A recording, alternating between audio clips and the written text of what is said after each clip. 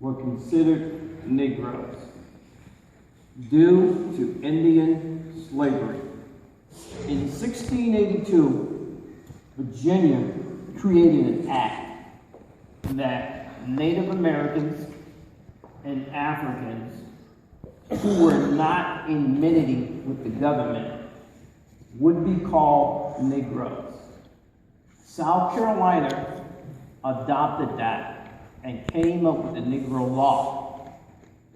And the Indians in South Carolina, who were not in enmity with the government, became slaves. And that's my story. I am on my father's side. I can account for my genealogy for 11 generations. And that's 11 generations of Yuchi Indians. On my mother's side, I can account for 9 generations. My mother and father are related. That's something that happens in Native American families, and it happens in ours. So what I'm going to start telling you about is 4 important women I had in my life growing up. One was my Aunt Laura. She lived to be 114 years old. Next, my great-grandmother, Ethel Langley, lived to be 87. Third, my Aunt Susie. Last, my grandmother that raised me from 3 days old. And when my mother, and I call her Mama, gave me this journey, I didn't want it. I'm an engineer, I love traveling, I don't want this. And my mom told me, do you know what is in store for you? Do you know? I said, no. She said, look, I ain't leaving you no money. You got this legacy. I am placing it in your hands.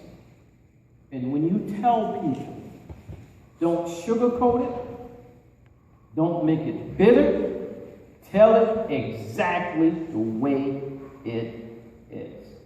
So I'm standing here today to tell you the story of the Yuchi Indians of the Savannah River.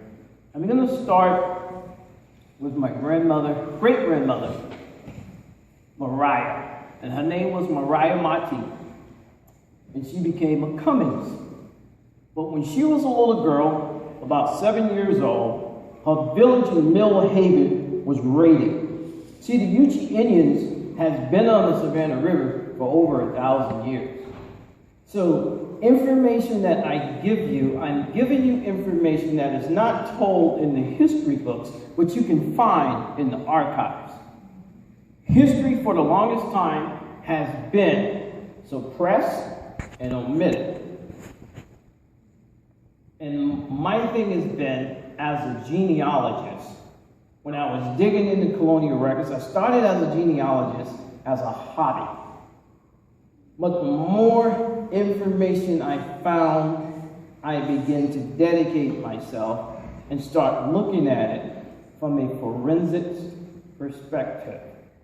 So my grandmother, Mariah, was on a slave auction block, and they was getting ready to sell her.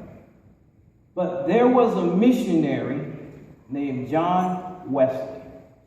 And John Wesley had a disciple named Francis Asbury. Francis Asbury's disciple purchased my grandmother, Mariah.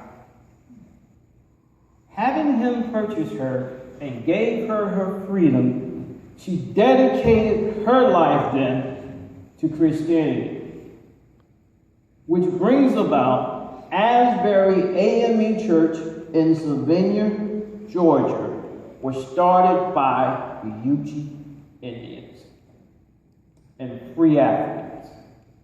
That's that side of the story of my grandmother. So my grandmother, she lived to be 100 years old. And her daughter, Angeline, only had one child, Rosa. and Rosa only had 2, my grandmother. So the women in our family had longevity, but they didn't have a lot of children. Now, my Aunt Laura was my grandmother that raised me from 3 days old, grand aunt. And when I would spend time with my Aunt Laura, and she was 100 at the time she would babysit me, and when she would talk to me, I couldn't write anything down. I had to listen. Write it in your head, because no one will take anything away from you if you remember. And every Sunday, we go to church, we talk about many moons. I remember when my mother told me when Sherman came through, because my great-great Aunt Laura was born in 1870. So having this experience is priceless, and I didn't know what they were preparing me for. So this history has become a ministry from the point of genealogical perspective, because most people don't know how the census and Native American slavery wrote the Indians out of history. The census played a key role. Before 1850, they only had 3 Cayans on the census. 3 white male, 3 white women, slaves, and 3 persons of color. So everybody else who wasn't white was other than white. So a lot of the natives became colored. And in the midst of becoming colored, and later down the line, the 1-drop blood rule came to play in the 1930 census. But in 1924, when the Native Americans became citizens of the United States, they also came out with a Racial Integrity Act. And all of the natives that appeared to have 1 drop of African blood became Negro and could no longer be classified as Indian according to the law. Now you can find this in the U.S. Census. Just search in 1930. I have it in the PowerPoint. I'll go for you later. And that explains how a lot of natives today are under the umbrella of African American, and some of them don't even have any ancestry with African at all. But my family over the years, they've married African, we have European, we have Mexican, we have Asian. But one thing I learned about history, and if you want to solve the race problem in America and understanding, it's through history of telling it correctly, and we'll solve those problems. My grandmama, Ethel, she was a piece of cake. She was about 4'11". But when I would go see my grandmother, she taught me spiritual powers. And my grandmother, Ethel, in 1972, we lived about a mile from her. Her sister, Aunt Susie, lived maybe from here to that wall. But my grandmother, Ethel, wanted no running water in her house. She wanted no electricity. She couldn't stand to listen to the radio. She couldn't stand to watch TV. Didn't want it. At night, she would put a bedpan next to her bed. And she would say, babies, come over here and read to me. So she had a candle, so we would read to her. But in the morning, she would take her urine, and her backyard looked like a golf course. It don't smell. She said, baby, I'm giving it back to Mother Earth. And that's what she did every morning. And my grandmother Ethel, whenever it would start thundering and lightning, she would go to chant. It ain't gonna rain today. And it would stop. So having these experiences from the spiritual standpoint meant a lot, because Native people for the longest time that remained in the South, that didn't go west, had to study and practice their faiths in the church. So even though my family was Christian, they didn't become Christianized. So if you went to Asbury AME Church and saw a Holy Ghost dance, you would see the ghost dance. And most folks don't understand it. When my grandfather had a top hat and had a feather in the side, that was his chief hat. So in the Native American families that had stayed in the South, the medicine man became the preacher, the chief became an officer or a deacon in the church. That is a history that's not talked about. But we as a family know it well. And my mama, when my mother died in my arms. But let me explain something to y'all. And this is very important. When it comes to death, that is nothing but a bridge to cross over. 2 weeks after we buried my mom, she was standing in my living room looking at me, and I thought I was crazy. Her spirituality, and I have some pictures here I'll show you, because a lot of times when a lot of my friends and family don't believe me, and I'm okay, get the camera. And see, whoa, where did that come from? So I record those things. So Mom was there, but 2 weeks before Mom passed, my grandmother Ethel came to see me to prepare. And I don't know if anyone ever smelled death. It's a funny looking little smell. Death came to my house twice, and it came the morning my mother passed, and I was practicing my magic. And I was battling death. When I thought my mother was okay, I blew out my candles, and my mother passed. Because I wanted to keep her here longer than she wanted to stay. Oftentimes now, in my dreams, I go and visit my ancestors. And you can do that if you're spiritually conscious. And everything is fine with them, and I do it often. So a lot of the spiritual techniques and practices I inherited. For a while I didn't want them. But sometimes I can't tell a ghost from a walking person. But I learned to get rid of the fear and just embrace and to love. The Yuchi Indians are a unique people. My dad, when we were small, have anybody ever seen a blue jay?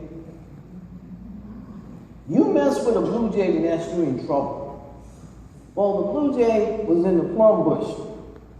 So what my dad did, my dad had the ability to talk to the birds. And he'd whistle, and the bird would move from the nest, and I would go pick the plums.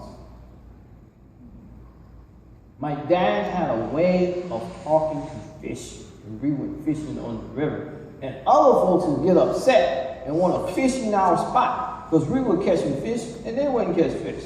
So my dad moved to another spot, sent 2 or 3 little chats, and we fishing over here, and someone come in that spot and don't catch anything.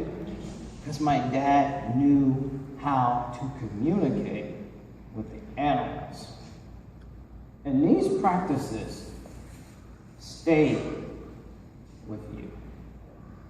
So my family, growing up in the community, maintained our native principles. And for many people, that would seem to be so difficult to do, but they stayed with the ancestors. We go out in the country sometime, and my dad said, go lay down in the field. Why do you want me to lay down in the field? I lay down in the field, and I listen to the voices in the wind. What do you hear? You take me walking through the woods, what do you hear? You hear the leaves?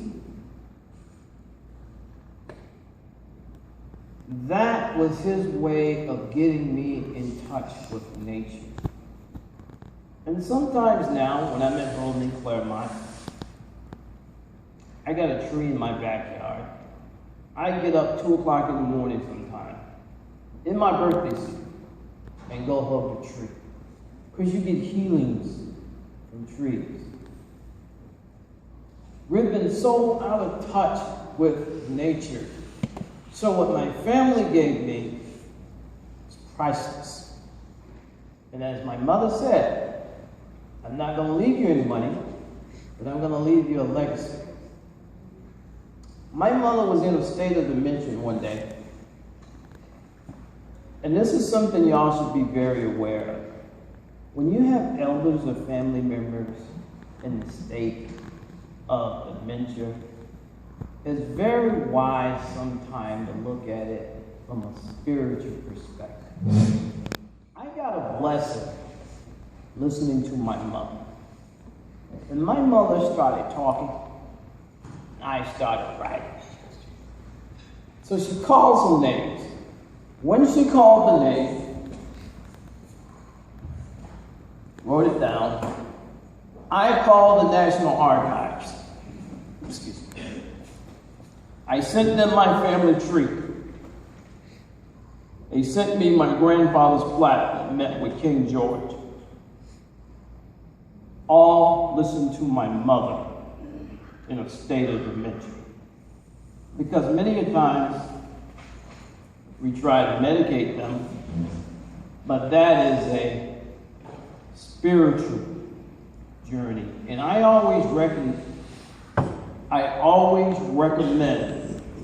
if you have any elders around your home and they go into that state of dementia, look at it from a spiritual perspective. Because they can tell you things. My mom had a stroke. And in her stroke, her right side was paralyzed. And the doctor said she'd never be able to use this side again.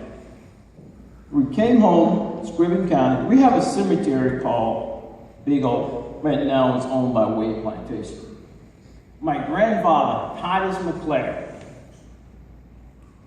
one time in history, we used to bury our family at the house. So my grandfather was like a spirit keeper. So when we stopped burying him under the house, we bury him in the backyard. My mother, that raised me from 3 days old, used to play out there as a child.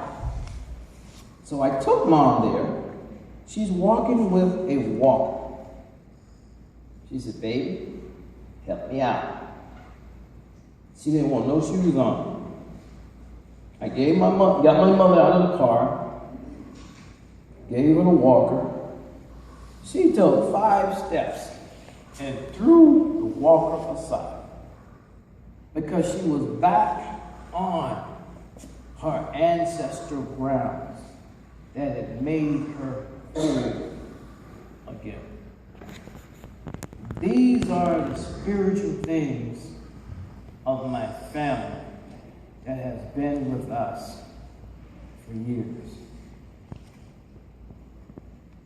And that's some of the stories, experiences of the Yuchi Indians. I'm going to keep this short and brief. So now I'm going to go into a few of the PowerPoints and tell you some of the laws. Let's see. This is 5 bucks. Let me speed this up. Here's the act in 1682. Repealed the former law. Acts 2, November 1887. Joined Native Americans and Africans, one category as Negro. This is why a lot of Indians are Negro today with this colonial law. Who and whose parents in native countries are not Christian at the time? In those days, Native Americans and even Africans who were enslaved, if you converted to Christianity, they baptized you and set you free.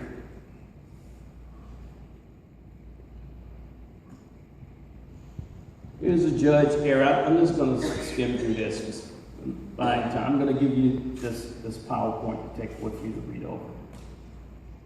Status of Negro rights and ability. This is South Carolina Negro law here. And it says, the Act of 1740, Section 1, declare all Negroes and Indians, free Indians in amenity with this government, Negroes, mulattoes, mestizos, who are now free except these slaves, offsprings follow the condition of the mother. So, now I'm going to speak to you briefly from a genealogical perspective. When you're researching your ancestors and you come across mulatto, don't just think many a times it's just white and black. Because from a Spanish perspective, mulatto is an African or a native offspring. That's a mulatto. But that's also in Spanish a sambo. But it's also a maroon. And it's also a blackfoot. So if many of your ancestors say that they're Cherokee Blackfoot, you're dealing with the offspring of an African and an Indian. So those things to keep in mind. I need to get to the other PowerPoint here. I'm going to go the mulatto factory in South Carolina, the Act of 1848, Chapter 2, slaves, civil rights, abilities, liabilities, and abilities. Section 4, the issue of a mulatto is a Negro, the issue of a white woman and a Negro is a mulatto. And what you got to understand, this deals with South Carolina. Virginia is going to tell you the issue of a mulatto is an Englishman and a Negro woman. So when you're searching, you have to understand these laws when you go back in time and research your ancestors. That's very key with genealogy. A lot of people run into roadblocks sometimes. Well, they say my ancestor's black, they say my ancestor's white, and it's not right. Well, it could be right if you take time to go look at the laws. Because 200 years ago, I tell a story sometime of 3 Yuchi women. And these 3 sisters, one married European, one married Indian, one married white. So all 3 children became mulatto, and one became an Indian mulatto because he didn't marry back in the tribe. But that mulatto child has a decision to marry back white or marry back black. So 200 years ago, you might have a black ancestor or you might have a white ancestor, and everybody's white today, everybody's black today. That's the beauty of genealogy. But when you open, you don't have any roadblocks, and that's the blessing of it. So if you could help me pull up another PowerPoint, I want to show some pictures because I'm going to speed this up. I like the one pictures.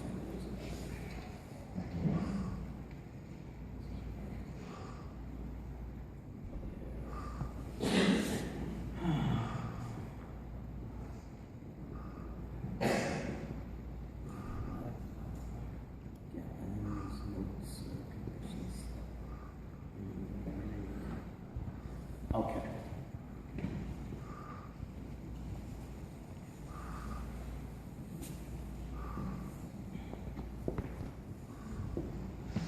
Here's a census report taken Indian Negroes with the Army of Florida. And many people don't know the Seminoles don't originate in Florida. The Seminoles come off the Savannah River. Because the Seminoles is the mixture of remnants of tribes. They're Muskogee, they're Yuchi, they're Savannah, they're Coney, they're Omoe. They're the remnants and went down to Florida. But they called them Indian Negroes.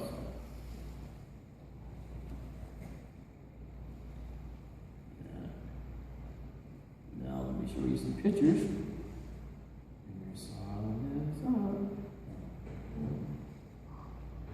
Okay. There is a place called Palasiola. And it's right down the road. And Palasiola is now Scriven County and Allendale County. Let me blow this up. How can I make this bigger?